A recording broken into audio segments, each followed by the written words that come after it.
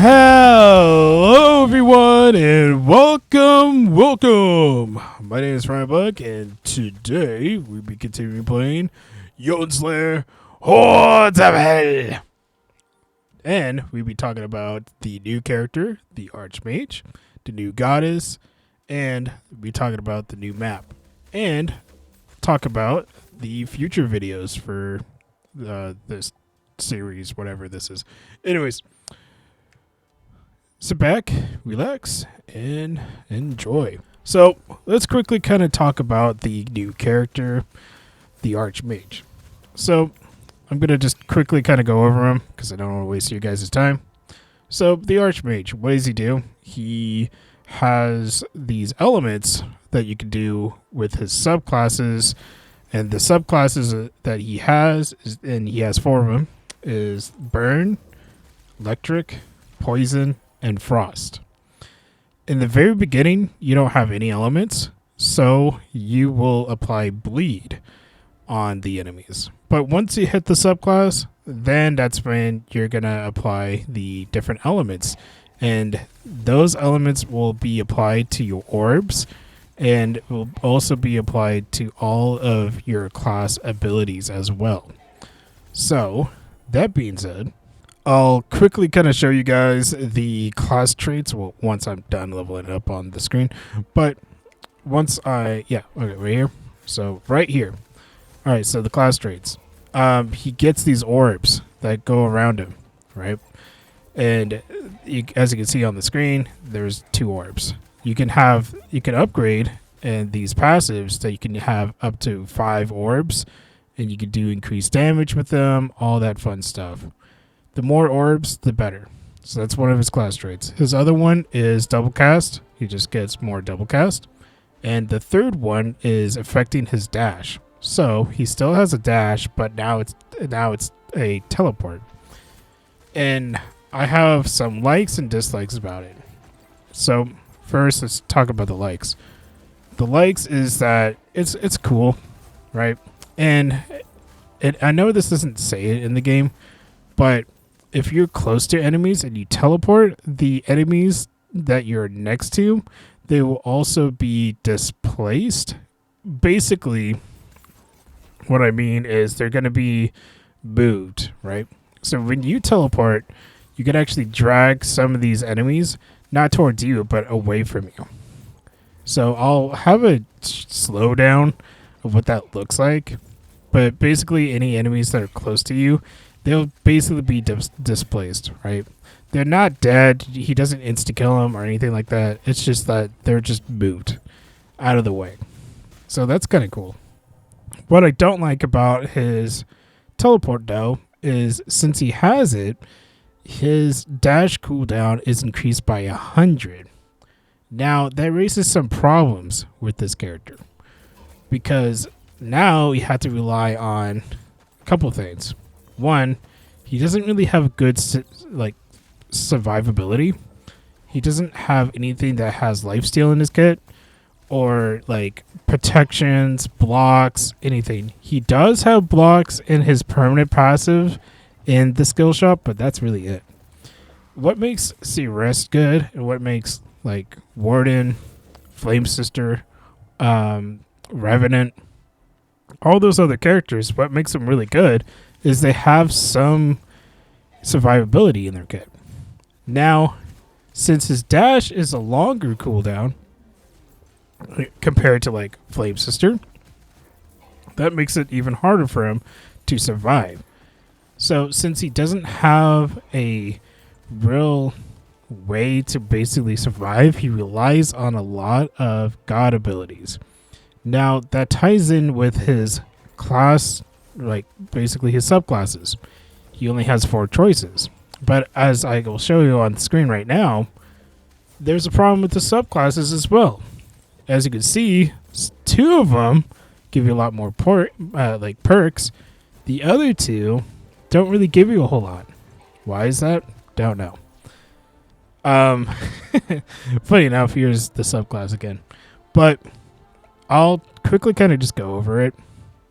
So the Venom Mancer, or the poison one, I'm just going to call it the poison one. The poison one, I feel like it's the weakest one because all of the gods in the game, even the new one, they don't have poison besides Odin. Odin is the only one that has poison in his kit. And on top of it, it's not just immediately, like once you pick up Odin's ability, it's not just instant, like, oh, here's poison. No, you have to put a lot of points in it to get the poison. And on top of it, the poison doesn't really benefit you a whole lot. So the poison subclass is kind of useless if you really think about it. Yes, it grants you a more damage area effect, but that doesn't matter compared to, let's say, the fire one and the frost one. Now, let's talk about the electric one, the one that I was experimenting. And I kind of messed up because this is like my second recording. My first recording got corrupted, so that's why it's not on the screen. And I had a bunch of other recordings of this guy just testing out builds, going on higher difficulties, all that. Not Nightmare yet, but I'll get to that soon. But it just really struck me that the lightning one, it's only good if you have more orbs, because the more orbs you have, you'll do the chain lightning. So the chain lightning's good, but that's really it. That's the only thing that you get out of it. Now let's talk about the fire one. Why is that one of the first or second best in my opinion? Well, the first of all, not only that you're applying burns and all that, but you also get additional dash. So it helps you get more survivability. And if you didn't have it, then you would have put a lot more points into, dash cooldowns. Because again, he doesn't have any survivability. He doesn't have lifesteal. He doesn't have invincibility. He doesn't have blocks. He doesn't have any of that stuff. He doesn't have any evades. The Archmage, he dishes out damage, but that's really it. He does have blocks again in his permanent passives, but yet again, it feels kind of useless, in my opinion. But yeah, he struggles. So the extra dash really helps him out a lot. So now you don't have to put too many points into dash cooldown because he really needs it. And with the fire one, you just just pick up that subclass and boom, get additional dash. The extra distance from the dash, I don't really care about that. That's the problem with Jotunnslayer, because she has an extra distance with her dash. But the problem with that is if you do certain objectives that you had to be inside the circle and you wanted to dash, you'll dash out of the circle, causing you to restart it. But other than that, the fire one isn't too bad.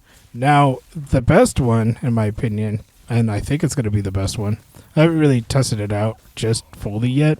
I did play it once in one of my recordings, is the frost one.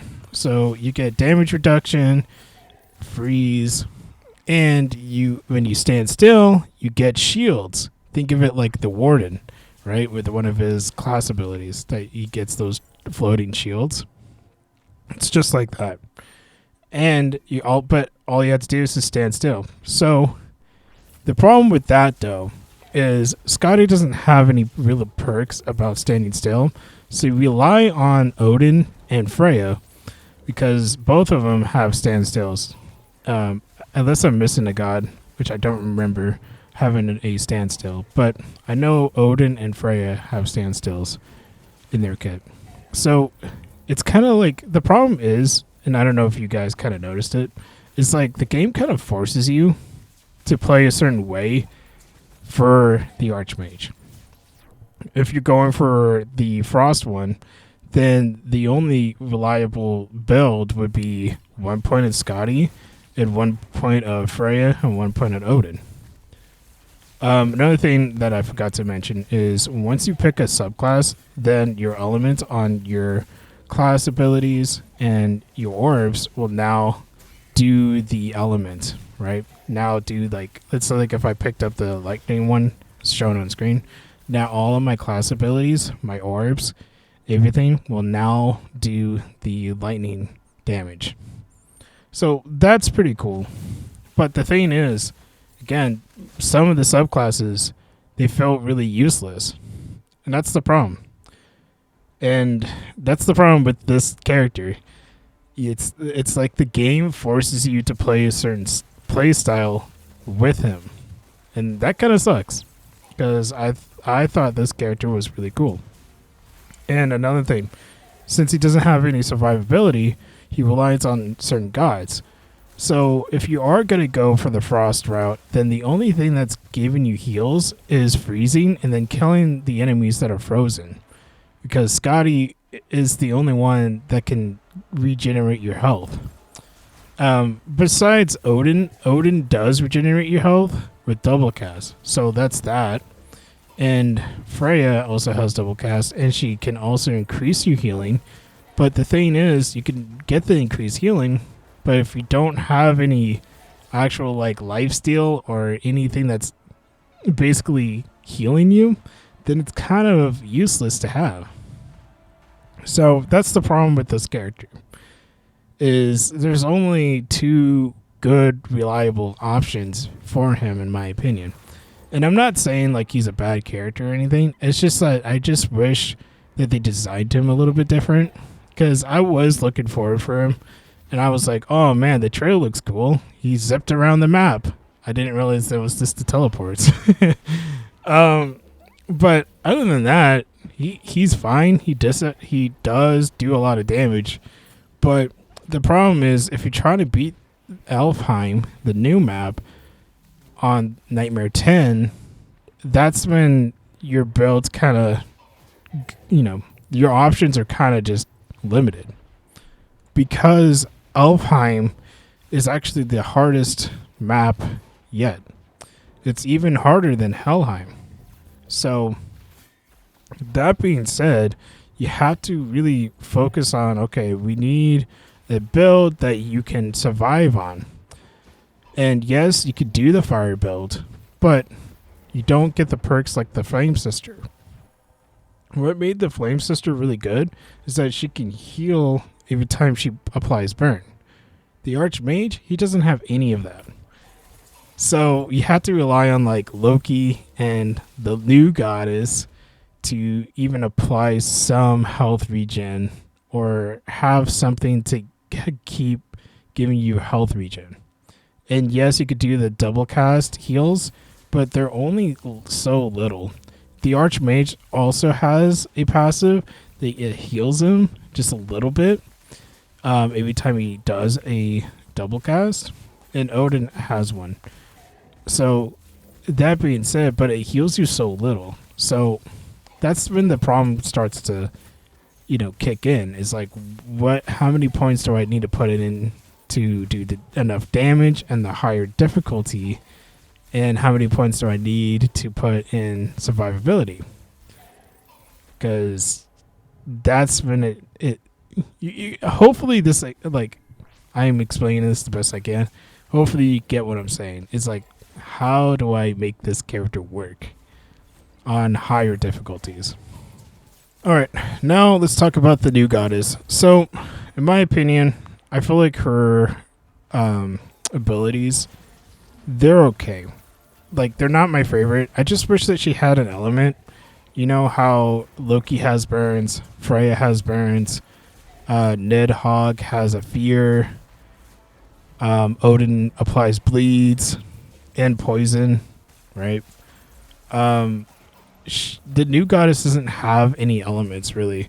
She can apply, I think, disease and curse, but don't quote me on that. I'll have the text on the screen if I was wrong. But that's really it. And most of her god abilities, I feel like they're not strong enough. Like they do damage, don't get me wrong. They do damage. The hogs, they do decent amount of damage. They can cripple. Right.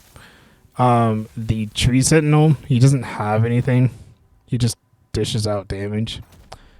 And the bees, I feel like they can cripple if I remember correctly. But the bees just do little damage, right? Like so little damage. Like every time I picked up the bees, I felt like I was just tickling enemies. And it that just doesn't feel good, right? Putting some points into the new character or the new goddess and their abilities are just kind of tickling the enemies. It's so, I don't know. It's underwhelming is what I'm trying to say. However, I do say that the new goddess has one of the best passives in the games. So she has one, which I'll show on screen right now, that she has one that if you take damage, you actually just take only 50% of it from the first hit. That's really good, and it gives you health regen and increases your healing. So that's really good. Another one that I really like is the more HP regeneration you have, the more attack damage that you could do. And when the game says attack damage, it doesn't apply to your skill abilities or your god abilities. It only affects your basic attacks, which is unfortunate for the Archmage because I feel like his basic attacks is really underwhelming. He struggles in the beginning. Like, oh my gosh. Having like at level 1 and level 2, you're struggling just to kill someone. Elizabeth CRS, right? Her third attack, she does like this burst attack. And it really helps her a lot. But with the Archmage, he doesn't have anything like that with his basics. And he relies on his like orbs, which you had to put even more points into the orbs just to make it better. However, with that being said, it may be not working well with the Archmage with the new goddess, but I do think the new goddess would work really well with Warden and Revenant because both of those characters rely on more basic attack damage than, let's say, the Archmage. Also, the new goddess in the skill shop, she grants you a permanent revive, just like Freya. So that's also really good. I wish I had that when I was doing my Helheim, Nightmare 10 Helheim, but whatever.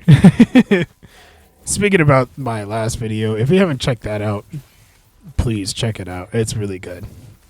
And I believe that you will enjoy that video. But now let's talk about the map. I don't mind the map. It's just like every other big open map. What made Helheim really hard is because of the trap room. That trap room really kind of fucked me over a lot of times. It's so hard to get into it. But these open area maps, they're not as hard as Helheim, in my opinion. I feel like Alfheim is still one of the harder maps.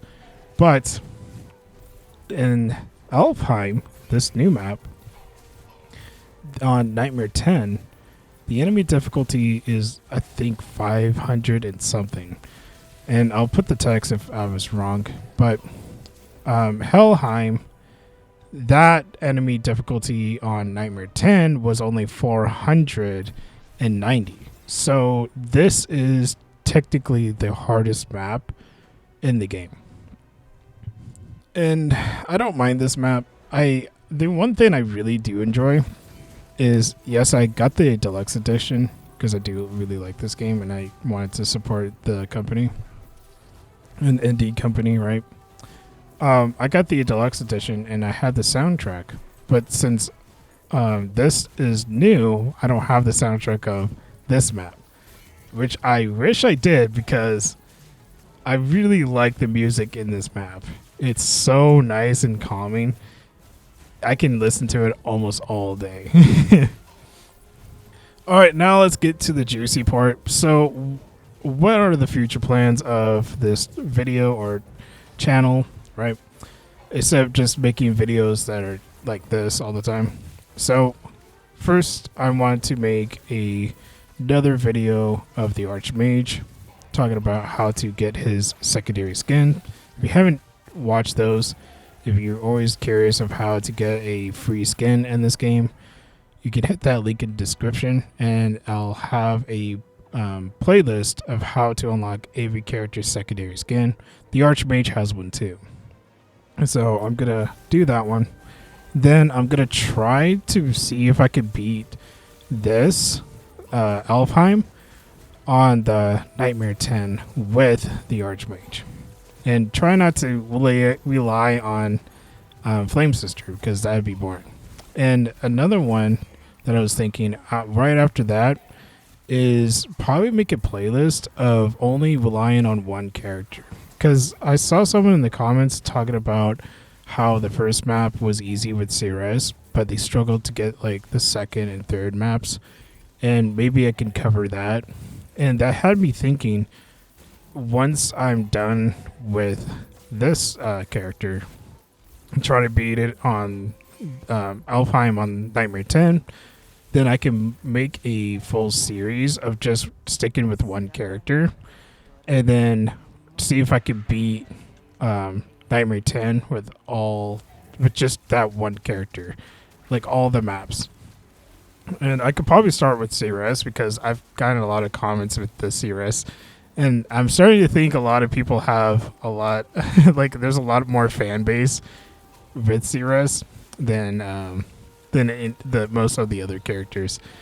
So that being said, yeah, I'll probably start with her and then just go down the list. I will probably skip the first one because I already beat the first one with her, and go straight to the second map, third map, and all the other ones, and see if I can beat the entire game with her, and then I could do the other characters like Berserker, Kinslayer, all those other ones that I haven't covered in the Nightmare 10 series.